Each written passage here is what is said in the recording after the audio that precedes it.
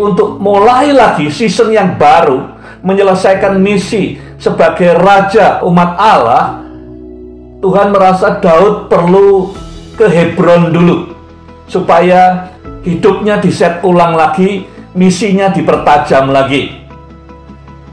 Selama 7,5 tahun Tuhan ingin mendidik Daud menjadi seorang pemimpin yang sabar. Alkitab berkata orang sabar itu mengalahkan pahlawan. Jadi jangan cepat-cepat pergi dari Hebron. Komunikasi itu tugas yang sangat penting buat pemimpin. Komunikasi itu tulang punggungnya relationship. Relationship itu framework kepemimpinan dimanapun sudah memimpin. Dalam berkomunikasi selalu punya persiapan.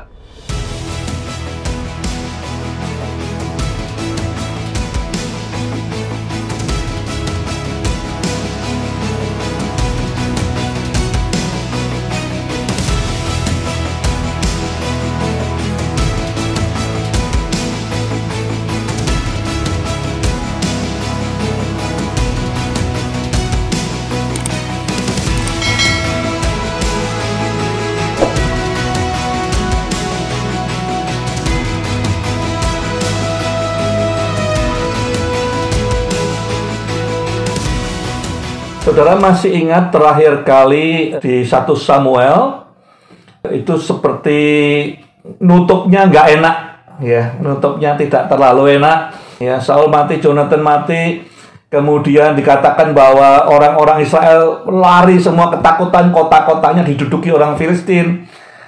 Daud pulang ke Siklag, keluarganya semua diculik, kotanya dihancurkan habis. Terus akhirnya dia kembali ke Tuhan, tanya ke Tuhan lagi, dia kejar mereka, dan akhirnya bisa mengalahkan mereka dan menyelamatkan istri dan anak-anak yang ditawan oleh orang-orang Amalek. 2 pasal 1, kemudian di 2 pasal 2 kita lihat Daud pindah dari Siklag ke Hebron. Jadi saya beri judul pasal 1 dan 2 ini Leadership Stepping Stone, ya. Seperti pijakan tumpuan untuk tujuan yang lebih besar. Dari Hebron, Daud menjadi raja di Hebron selama 7,5 tahun. Ini bukan destiny-nya, ini bukan ujung visinya. Ini adalah pijakan untuk pencapaian yang lebih besar. Nanti di Yerusalem, semua janji Allah kepada Abraham digenapkan. Jadi ini stepping stone. Saya akan jelaskan kenapa saya memilih judul ini. Dikatakan di bagian pertama di pasal 1, ya, Daud kembali dari perang dengan orang Amalek. Dia rampas semua barangnya lagi, terus dia balik ke Siklag. Ingat, Siklag udah dibakar habis sama orang Amalek. Jadi kalau saudara lihat berita hari-hari ini mungkin ya kayak habis dibakar habis Siklag waktu itu. Setelah 2 hari di Siklag, kemudian datang orang muda Amalek lapor soal kematiannya Saul. Jadi kira-kira ini 3 hari terakhir Daud di Siklag. Ya, Tuhan, kita tahu di pasal-pasal sebelumnya kita bahas Daud di Siklag selama 16 bulan. Tadinya dia menuduh Saul, Abner mau membuat dia keluar dari tanah perjanjian, tapi kemudian dia sendiri yang bikin blunder. Dia tinggalkan tanah perjanjian, tinggal di kalangan orang Filistin selama 16 bulan. Lari dari pengejaran Saul, ya. Dan kita belajar bagaimana dia hidup dengan di 2 dunia dan segala macam. Nah, pertanyaannya, apakah saudara masih ada di Siklag? Setelah 3 hari ini, Daud pindah ke Hebron. Kita sebagai pemimpin tidak hanya lihat diri kita sendiri, kita harus lihat orang yang kita pimpin. Kalau ada teman-teman kita, adik kita, keluarga kita yang masih tinggal di Siklag, harus ditolong untuk keluar dari Siklag. Siklag kelihatannya enak. Pas di Siklag, Daud menang-menang perang, bisa dapat jarahan sana, dapat jarahan sini, kekayaannya bertambah. Tapi ujungnya semua habis, semua hilang semua. Bahkan hampir fatal, istrinya, semua anaknya diculik oleh musuh. Tanda-tanda Siklag itu apa? Ya, supaya saudara bisa mengenali ini dan menolong orang yang saudara pimpin. 1, Siklag itu di teritorialnya orang-orang Filistin. Jadi di lingkungannya orang-orang Filistin, bukan di kalangan orang-orang pilihan Tuhan, bukan di kalangan tanah Yehuda. Ya. Nah, seringkali ada pepatah mengatakan kita bisa dikenali dari siapa teman-teman dekat kita, siapa sahabat-sahabat kita. Kadang-kadang banyak orang yang sudah mundur dari Tuhan, tidak lagi berapi-api, mulai kumpul lagi dengan orang-orang dunia, sampai orang dunianya pun bingung kok bisa dia kumpul sama kita. Ya. Nah, pertanyaannya siapa sahabat-sahabat kita? Kadang-kadang orang yang sudah mulai mundur kembali kumpul dengan teman-temannya yang dunia, yang tidak respect pada Tuhan, tidak menghormati Tuhan. Jadi Siklak itu di luar tanah perjanjian, di teritorialnya musuh, lingkungannya semua orang yang tidak hormat pada Tuhan. Dua, saudara melarikan diri dari proses Tuhan. Tadinya Daud dikejar-kejar Saul, tapi terus diselamatkan sama Tuhan. Ya, 2 kali dia bahkan bisa mengalahkan Saul, dia ampuni Saul. Jadi selalu ada tangan anugerah Tuhan. Tapi sekarang dia lari dari proses Tuhan. Proses Tuhan selalu tujuannya baik, membuat kita karakternya lebih bagus, lebih kuat, ya, lebih tangguh. Tetapi Daud lari dari proses Tuhan. Nah, pertanyaannya pada orang yang sudah pimpin atau pada dirimu sendiri, apakah saudara lari dari proses Tuhan? Proses Tuhan memang kadang-kadang sulit, berat, ya, gesekan, besi menajamkan besi. Tapi Daud lari dari proses itu dan larinya kemana? Ke tanah Filistin, ke Siklak. Yang ketiga, di tanah Siklak, waktu kita lihat di pasal-pasal sebelumnya, itu bukan tanah perjanjian, ya, bagian daripada orang-orang Filistin. Hadirat Tuhan tidak ada di situ. Itu omongannya Daud waktu dia bebaskan Saul, waktu dia ambil tombak dan kendinya. Dikatakan, orang-orangmu ini memaksa aku keluar dari tanah perjanjian. Ya. Tapi dia sendiri kemudian keluar. Nah, pertanyaannya, kapan terakhir kali saudara merasakan hadirat Tuhan yang mulia itu? Bersekutu dengan Tuhan, hadiratnya yang indah. Kapan terakhir kali? Jangan-jangan saudara ada di Siklak. Jangan-jangan saudara, orang yang sudah pimpin ada di Siklak. Yang keempat, di Siklak Daud itu punya hidup yang sekretif, ya. 2 hidup yang berbeda. Kepada orang Filistin dia kayak begini, kepada orang lain dia kayak begitu, ya. Nah, apakah saudara atau orang sudah pimpin menutupi jati diri supaya diterima oleh orang-orang di sekitarmu? Itu tandanya hidup di Siklak. Ya, Daud membohongi Raja Akhis supaya bisa diterima. Dia bohong terus, ditutupi jati dirinya sesungguhnya. Dia bilang dia memerangi orang-orang di Yehuda, padahal yang dia perangi orang-orang di Asyur, di Amalek.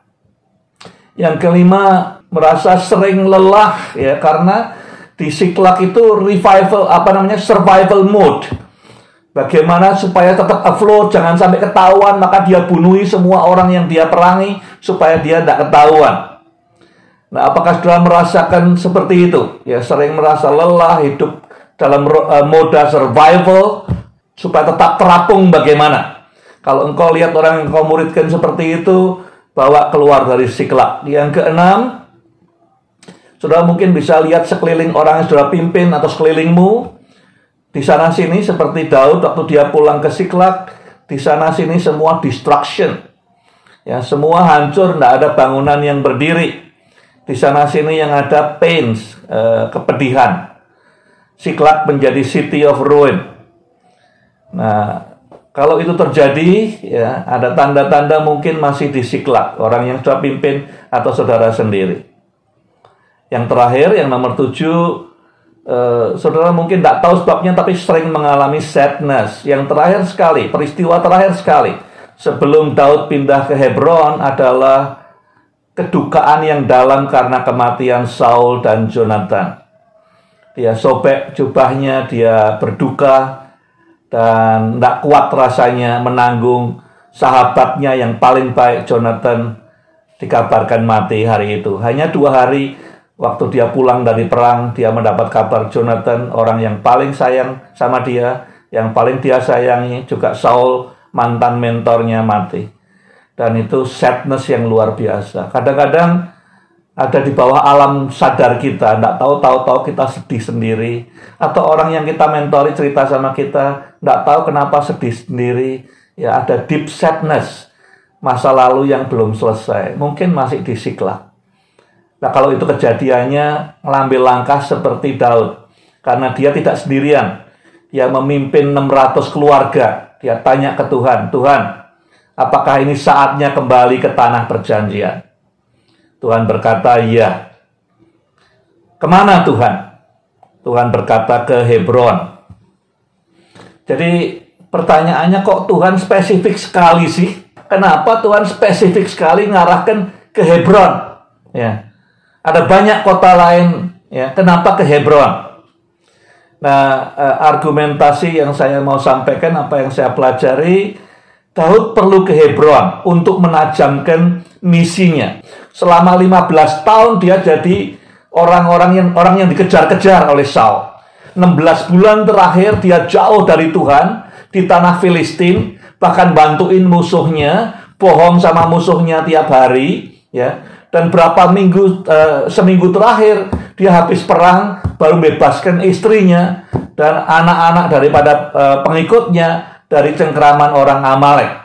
Jadi untuk mulai lagi season yang baru, menyelesaikan misi sebagai raja umat Allah, Tuhan merasa Daud perlu ke Hebron dulu supaya diset ulang, ya.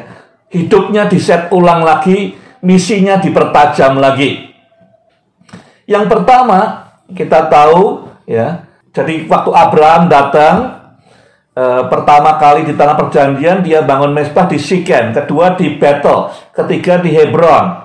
Kemudian dia kembali ke Mesir, pulang dari Mesir, dia kembali lagi di dekat Betel. Pasal 14 kejadian perpisahan dengan Lot. Ya, mereka bersama-sama sekian lama, perpisahan dengan Lot membuat Abraham sedikit down.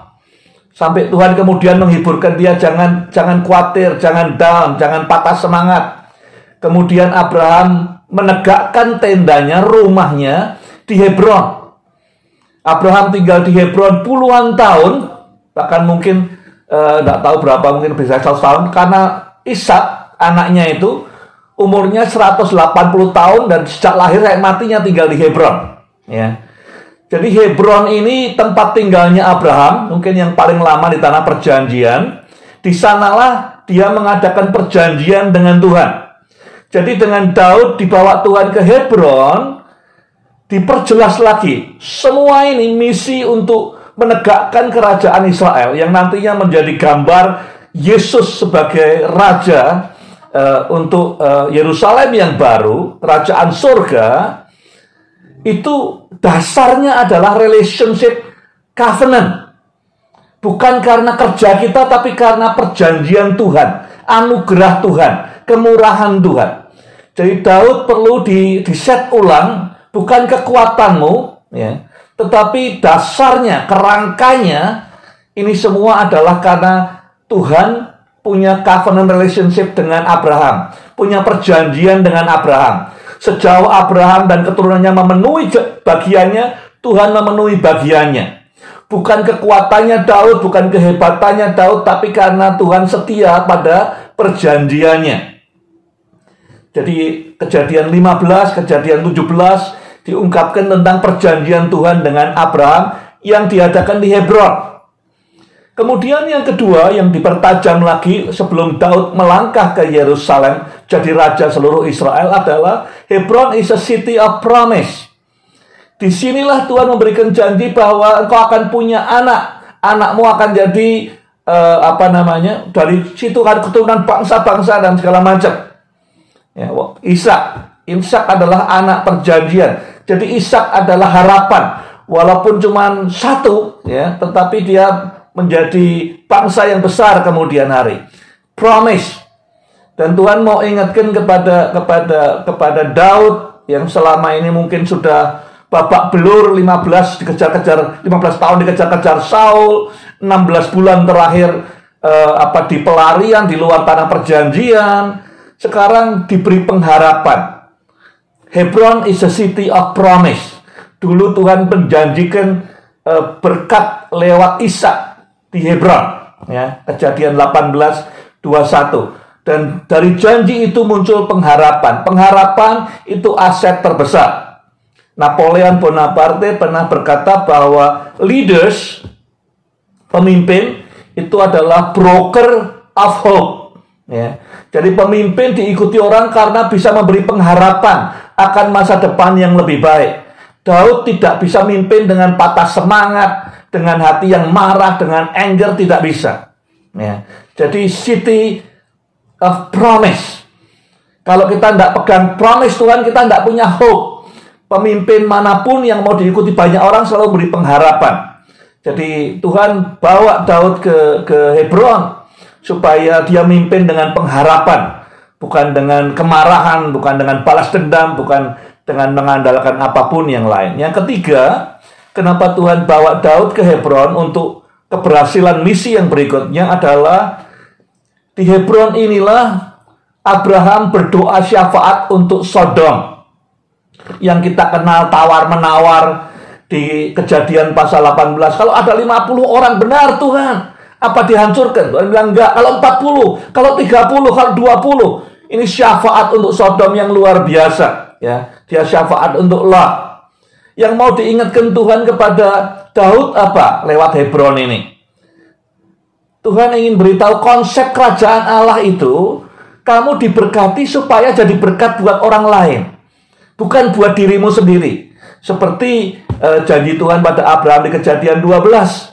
Kamu akan diberkati, bangsa yang berkati, kamu akan diberkati, dan segala macam. Tapi kembali Tuhan bawa Daud ke Hebron dengan tujuan, ingat konsepnya. Ya. Kalau nanti kamu berhasil, kamu diberkati, adalah supaya jadi berkat buat orang lain. Itu konsep misi yang kamu bawa.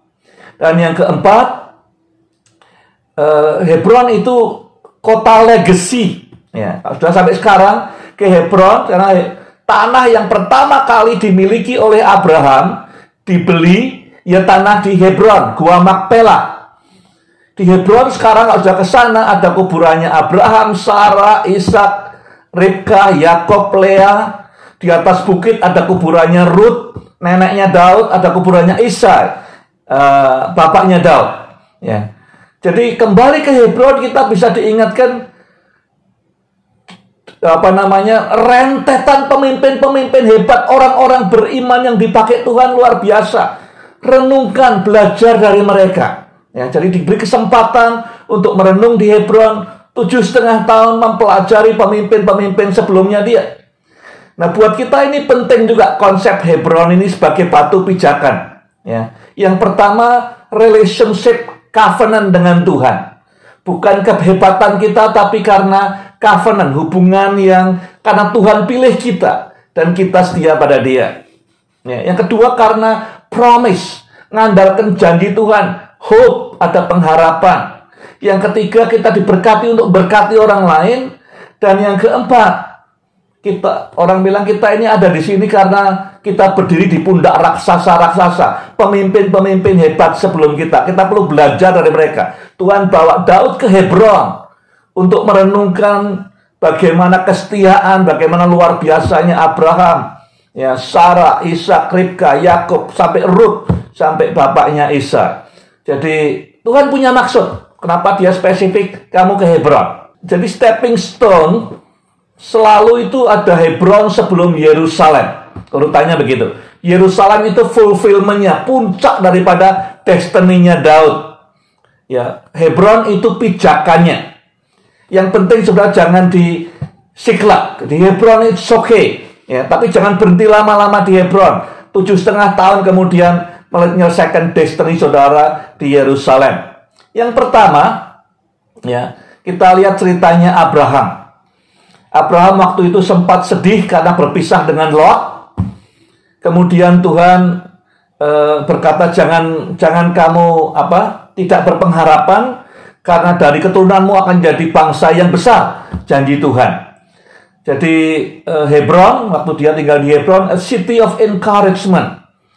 Buat Daud untuk tinggal di Hebron, ya, penting sekali karena ini menjadi city of encouragement. Yang selama ini mungkin dikejar-kejar, yang selama ini mungkin sudah tidak ada kepercayaan pada dirinya sendiri karena dia bohong terus pada Raja Akhis.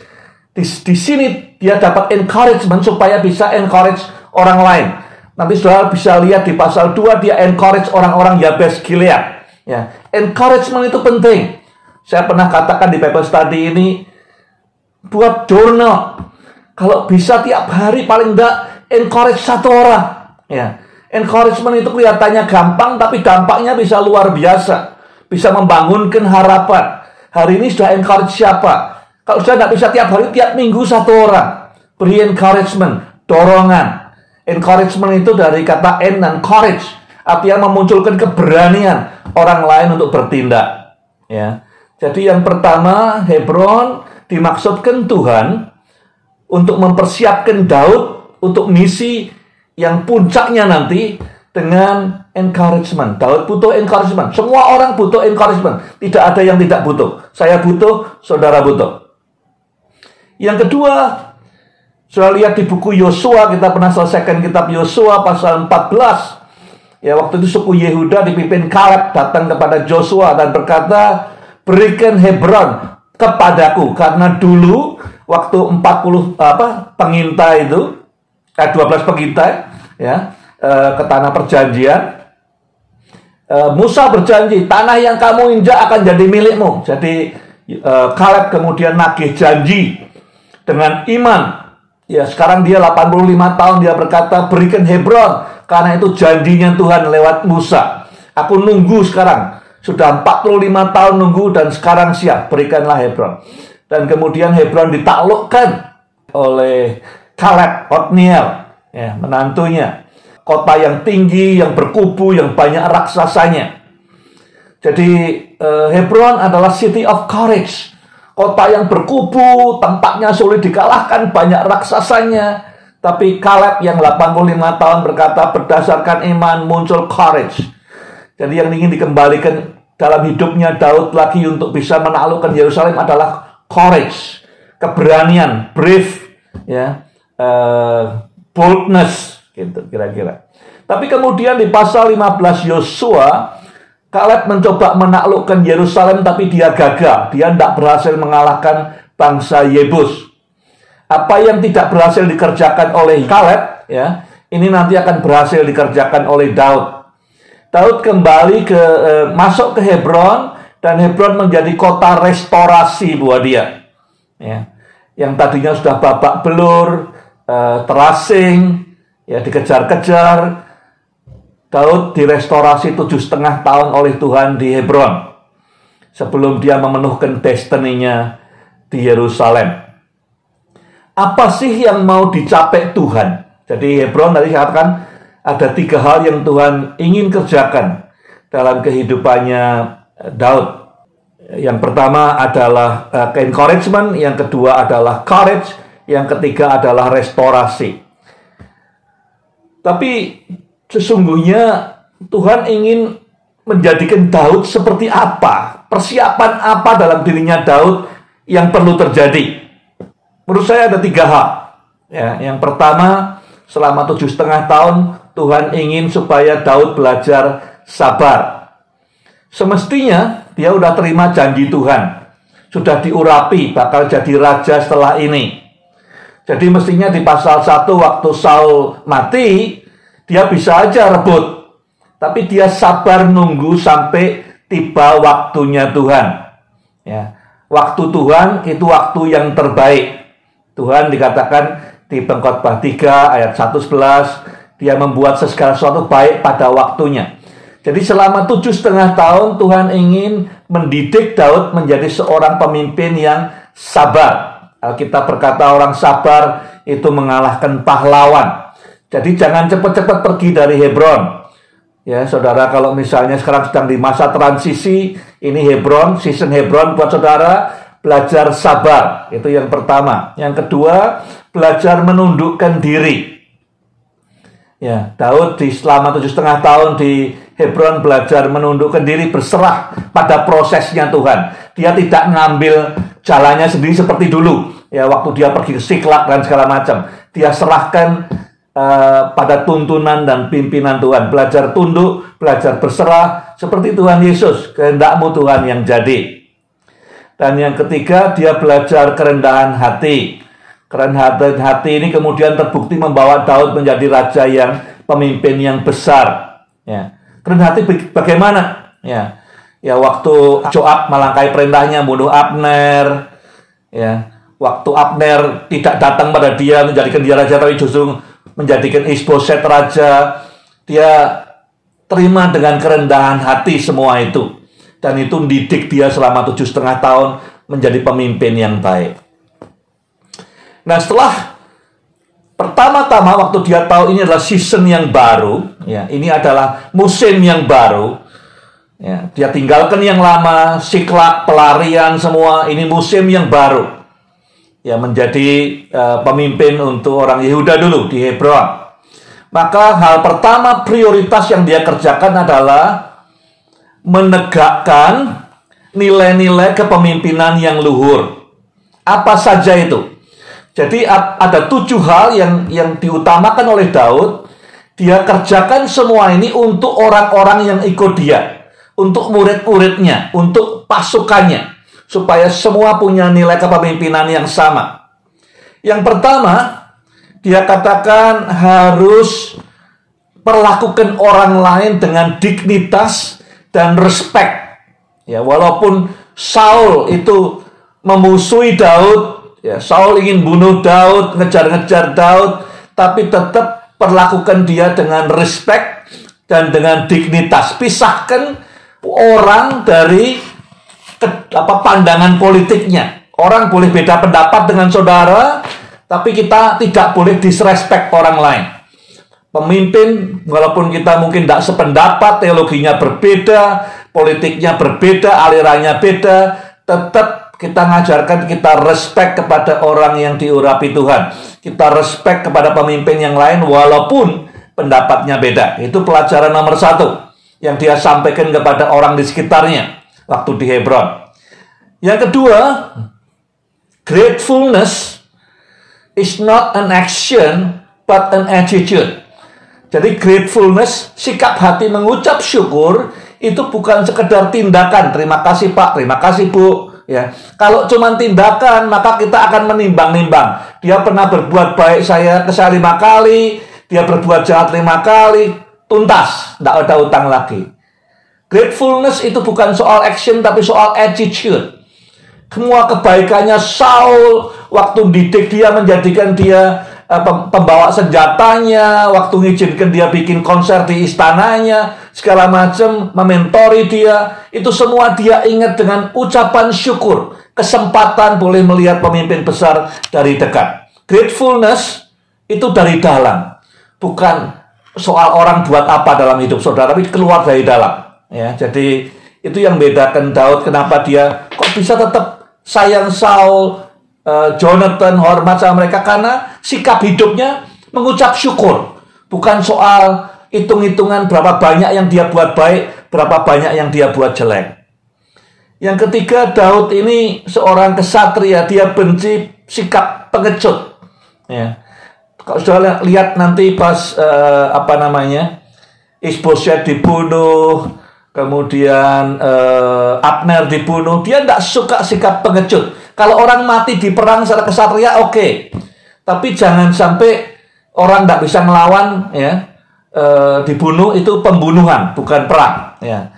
Dia benci sikap cowardness. Cowardness itu lawannya courage, keberanian. Ya. Yang keempat, dia ingin semua orang di lingkungannya honoring God, memuliakan Tuhan. Artinya apa? Apa yang dianggap berharga oleh Tuhan, kita anggap berharga. Apa yang disayang oleh Tuhan, disayang oleh Daud. Kalau Tuhan menganggap berharga orang yang diurapinya, Daud juga menganggap berharga orang yang diurapinya. Yang nomor 5, Daud mencela mentalitas oportunistik, ya, aji mumpung. Mumpung ada kesempatan, pakai jalan pintas, cepat sukses, cepat kaya. Ya, dia tidak suka dengan oportunistik seperti ini. Yang nomor 6 kita lihat di pasal 2, waktu dia dengar bahwa orang-orang Yabes Gilead ya, kemudian membawa jenazahnya Saul, Yonatan, dan menguburkan dia sengaja ya, walaupun jauh, dia kirim orang untuk menyampaikan terima kasih.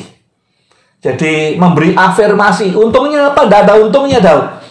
Tapi dia memberi afirmasi kepada orang yang berbuat baik.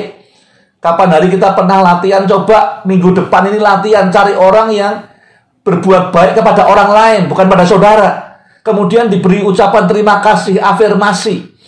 Afirmasi karena apa? Karena karakternya, karena perbuatan baiknya, bukan karena sudah terima apa-apa. Itu yang dikerjakan Daud. Dia ingin afirmasi menjadi strategi untuk manajemen.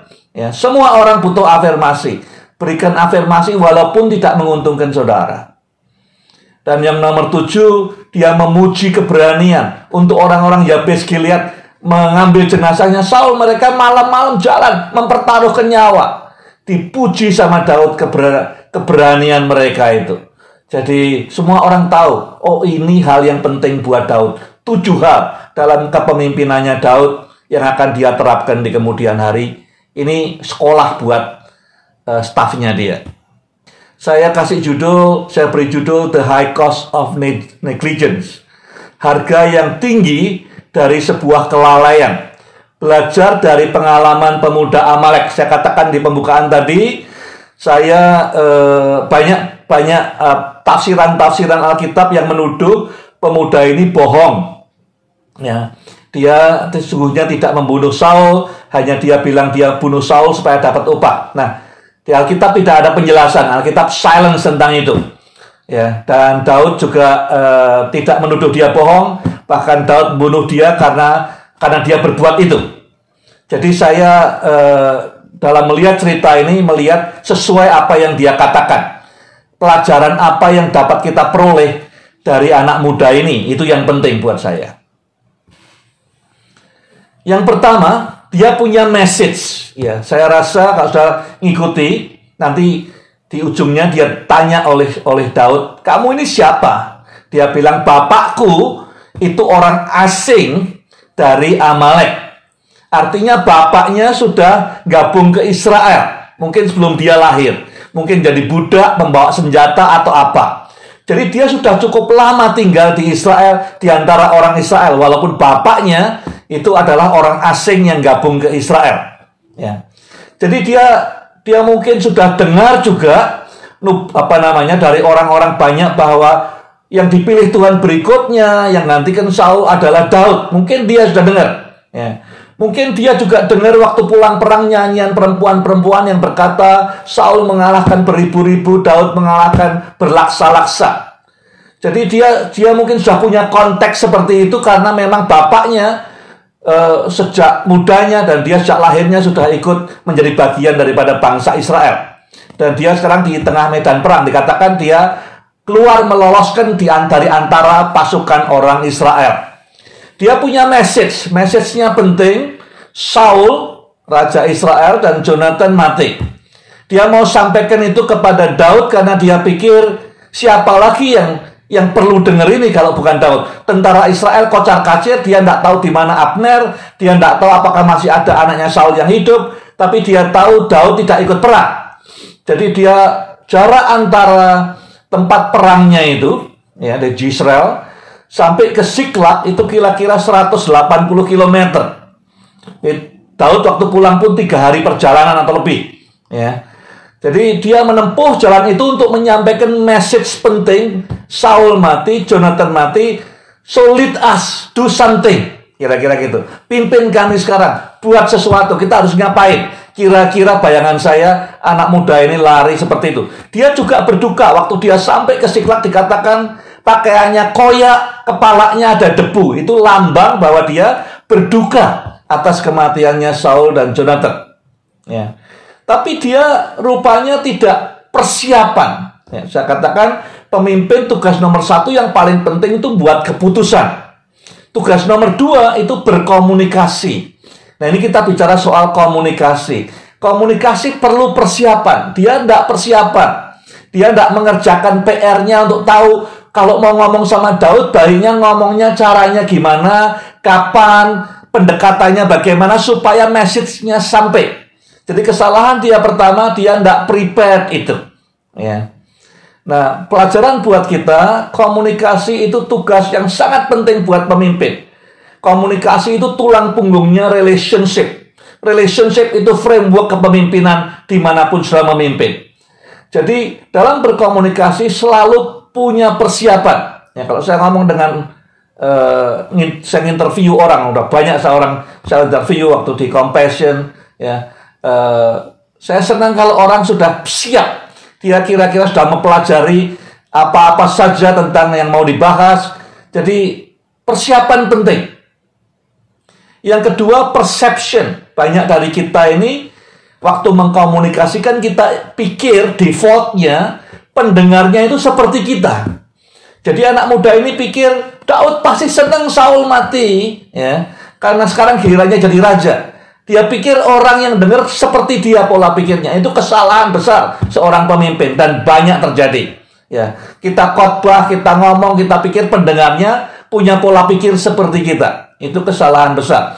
Jadi ini kesalahan nomor 2 daripada anak muda ini. Pertama, dia tidak siap, tidak mempelajari, tidak coba mengenal siapa Daud. Yang kedua, perception. Dianggapnya semua orang seperti dia cara berpikirnya.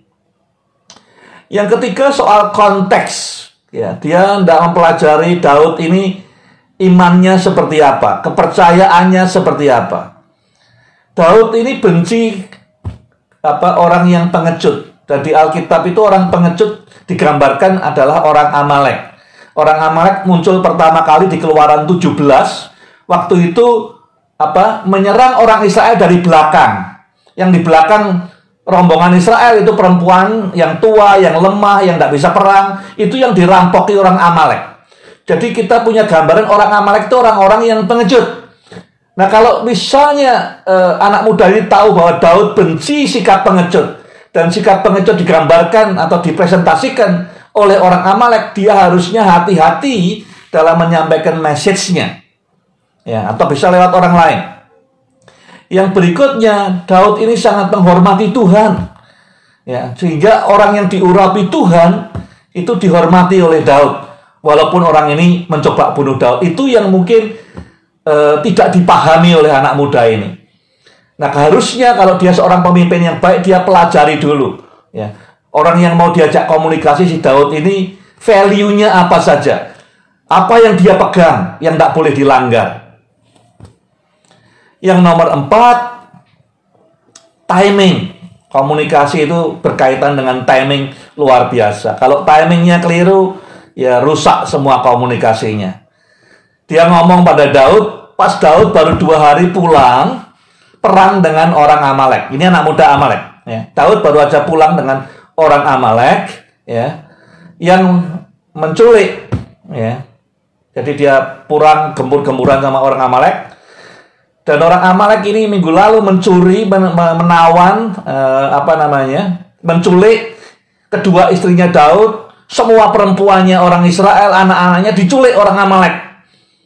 Dan yang ketiga, sekarang ini Daud menghadapi dia anak muda Amalek ini di kota Siklak yang dibakar habis, hancur oleh orang Amalek. Lah, pemuda Amalek tidak tahu, dia datang langsung dia lapor, ya, tanpa memperhatikan waktu yang terbaik untuk menyampaikan message-nya. Yang nomor 5 kesalahannya apa? Waktu setelah dia cerita semua, Daud tanya lagi. Ya, di ayat 13-14, sesungguhnya kamu ini siapa? Anak muda ini bilang, ayahku itu orang asing yang bergabung ke Israel. Ya, jadi dia sudah lama di situ.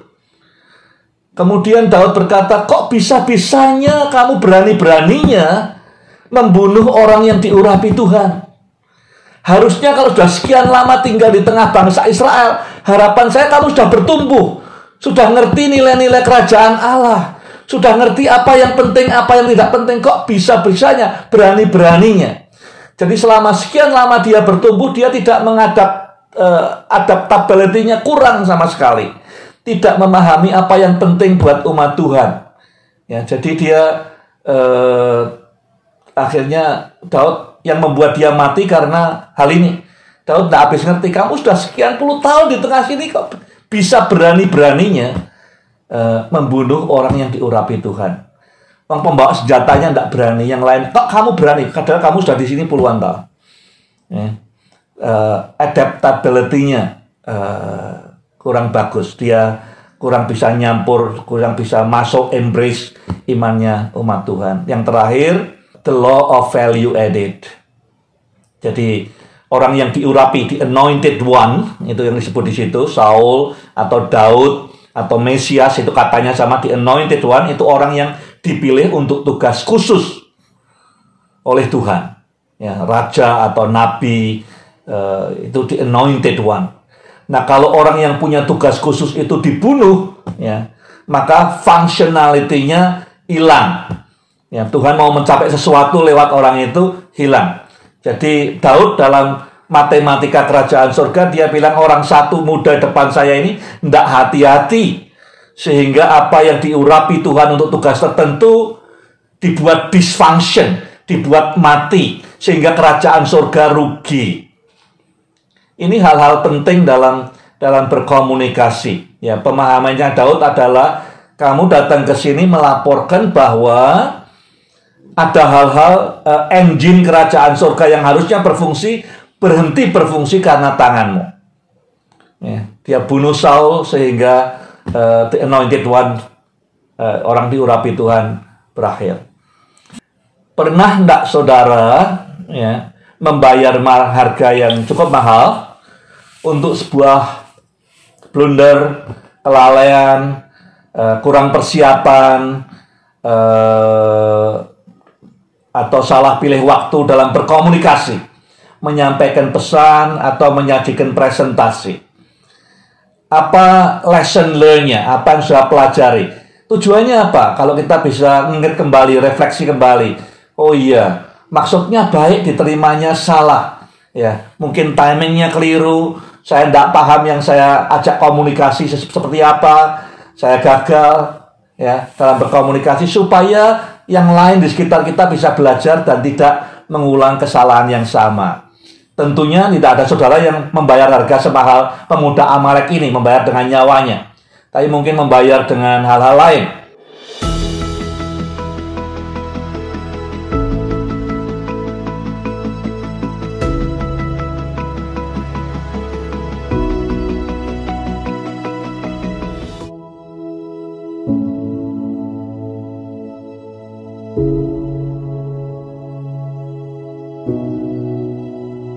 Jadi di pasal 1, di 2 Samuel pasal 1, ada nyanyiannya ciptaan Daud. Dia sebut The Song of the Bow, atau lagu tentang busur panah. Kita masih ingat waktu pertama kali Yonatan kenal Daud dan sayang Daud, dia serahkan busur panahnya Yonatan kepada Daud. Kalau lihat, dengar dari cerita-ceritanya Daud, Jonathan ini seorang pemanah yang luar biasa.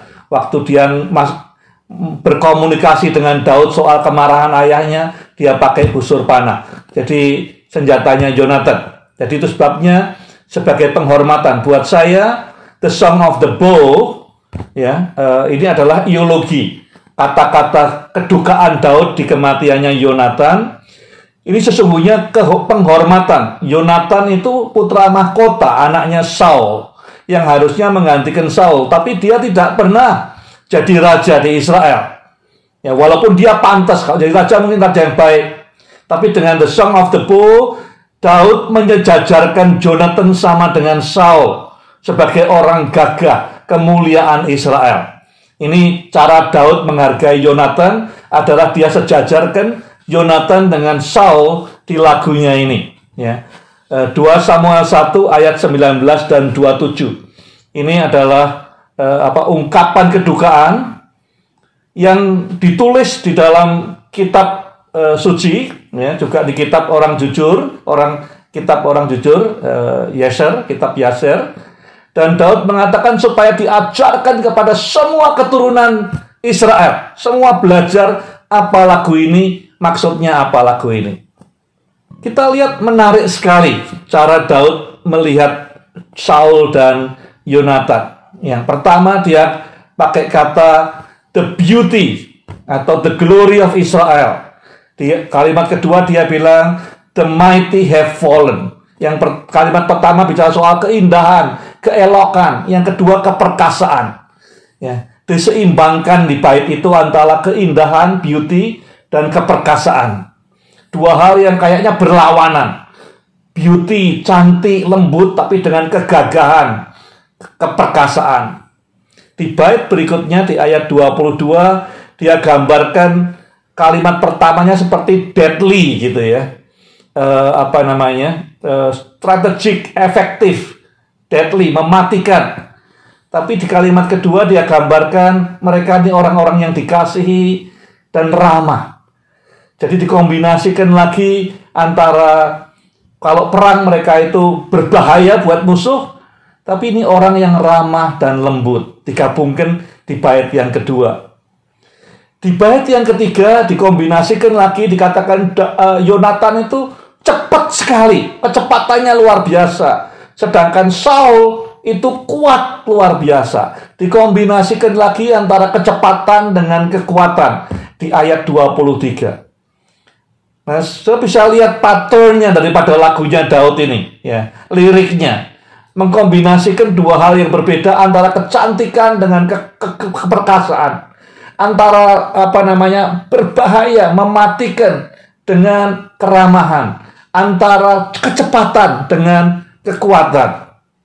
Yang keempat dikatakan Saul memperkaya engkau, memberkati engkau, tapi Yonatan memberikan kebahagiaan dengan kebaikannya. Dia bandingkan lagi antara dilengkapi luarnya dengan diberkati dalamnya. Kebahagiaan di ayat 24 dan 26. Lalu maksudnya apa? Ada 4 bait mengkombinasikan Saul dengan Yonatan, dua hal yang kontras sama sekali. Satunya indah, satunya gagah, satunya cepat, satunya kuat. Ya, satunya memberkati kamu luarnya, memberkati kamu, memperkaya kamu. Satunya buat kamu bahagia. Maksudnya apa? Jadi tujuan ideologi ini menurut saya yang pertama pesannya, karena Daud minta supaya diajarkan kepada semua generasi mendatang, termasuk saudara dan saya. Dia diawali dengan perkataan the mighty have fallen, diakhiri dengan the mighty have fallen. Jadi orang gagah perkasa sudah gugur. Yang mau disampaikan Daud adalah dari tadi bait 1, 2, 3, 4 ini dua orang yang sangat berbeda, tapi bersama-sama di medan perang tidak bisa dipisahkan oleh kematian, kata lagu ini. Ya. Jadi satu tim yang kuat. Jadi yang disampaikan adalah memang mereka gugur. Orang gagah perkasa gugur, tapi legacy mereka itu tetap tinggal. Poin yang perlu diambil saudara dan saya sebagai pemimpin, pilih fokus pada legacy. Jangan milih sukses-sukses yang sesaat.